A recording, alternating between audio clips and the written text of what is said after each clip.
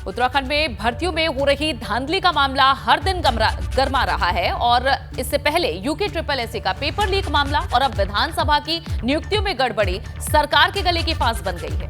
और देखिए, इस बीच प्रेमचंद अग्रवाल दिल्ली जा रहे हैं और कहा यह भी जा रहा है कि पार्टी हाईकमान उनसे इस पूरे मामले को लेकर मुलाकात कर सकता है।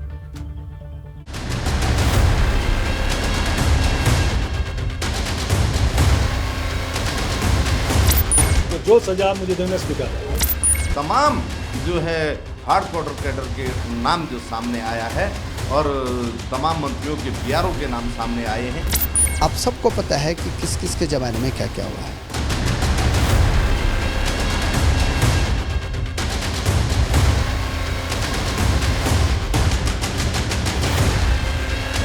उत्तराखंड विधानसभा की नियुक्तियों में धांधली का मामला अब इतना गर्मा गया है कि उसकी गूंज दिल्ली तक पहुंच गई है। कहा जा रहा है कि प्रेमचंद अग्रवाल को दिल्ली तलब किया गया है, मगर प्रेमचंद अग्रवाल तो इस बात पर सफाई दे रहे हैं। उनका कहना है कि ये सब विपक्ष की तरफ से फैलाई गई अफवाह है। मुझे तलब कर लिया गया है, मुझे किसी की बात ही नहीं थी और मैं आपके सामने यहाँ खड़ा हूँ। सुबह डोवेला पहला कार्यक्रम, ऋषिकेश में 2-3 कार्यक्रम, फिर उसके बाद देहरादून मेरी मीटिंग विधानसभा के अंदर। जब मैं विधानसभा के अंदर भी अनेकों मेरे पत्रकार साथियों के फोन आए कि जी आपको दिल्ली तलब कर लिया गया। मैंने भाई मैं तो विधानसभा में बैठा हूँ। प्रेमचंद अग्रवाल के स्पीकर रहते हुए विधानसभा में 72 भर्तियां हुई थी।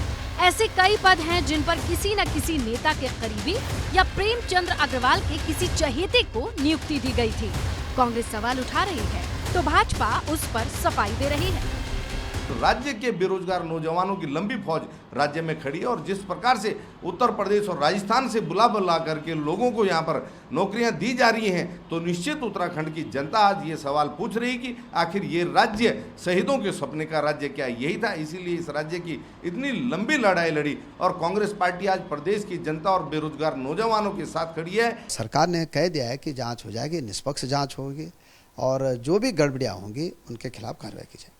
कांग्रेस पार्टी विधानसभा में हुई भर्तियों को रद्द करने की मांग कर रही है और सीबीआई जांच की मांग कर रही है। देखिए, मैंने कहा कि भाई जब जांच के लिए आदेश हो गए हैं, मुख्यमंत्री जी ने कह दिया है कि हम हर प्रकार की जांच कराएंगे, हर स्तर की जांच कराएंगे, तो सबको जो है देखना चाहिए कि भाई जब जांच हो जाएगी उसके बाद जब निर्णय आ जाएगा तब सबको जो है ये देखना चाहिए कि हमने कितने पारदर्शिता से काम किया है। इसी बीच सोशल मीडिया पर एक और लिस्ट जारी हुई है। इस लिस्ट में कई नेताओं के करीबियों के नाम शामिल हैं। उनकी नियुक्तियां विधानसभा में दर्शाई गई हैं।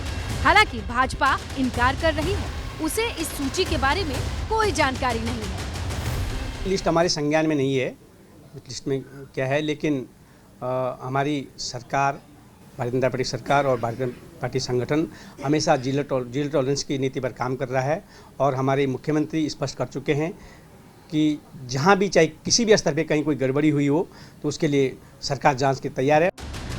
अब सवाल ये है कि इतना बवाल होने पर भी क्या इन नियुक्तियों को लेकर कोई बड़ा फैसला लिया जा सकेगा या फिर मामले को यूं ही रफा दफा कर दिया जाएगा। एबीपी गंगा के लिए देहरादून से पंकज राणा और मसूरी से सुनील सोनकर की रिपोर्ट।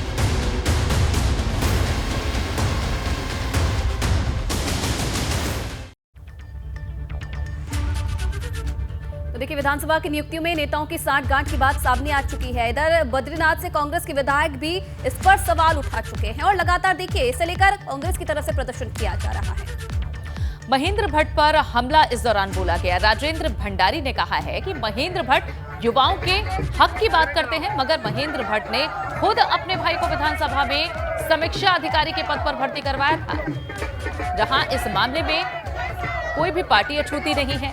अलग अलग पार्टियों के कार्यकाल में ये देखने को मिला है, आरोप लगे हैं कि अपने परिजनों को यहां भर्ती कराया गया है और अब विधानसभा भर्ती घोटाले पर एक्शन में सीएम धामी हैं, जहां इस मामले में विधानसभा अध्यक्ष को एक पत्र लिखा गया है सीएम धामी के द्वारा।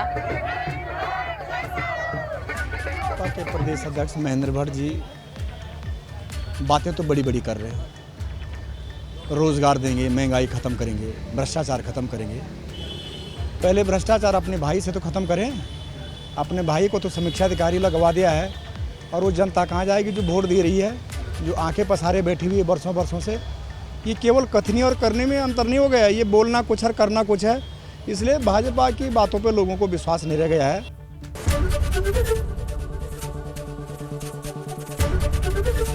एबीपी गंगा, खबर आपकी, जुबान आपकी।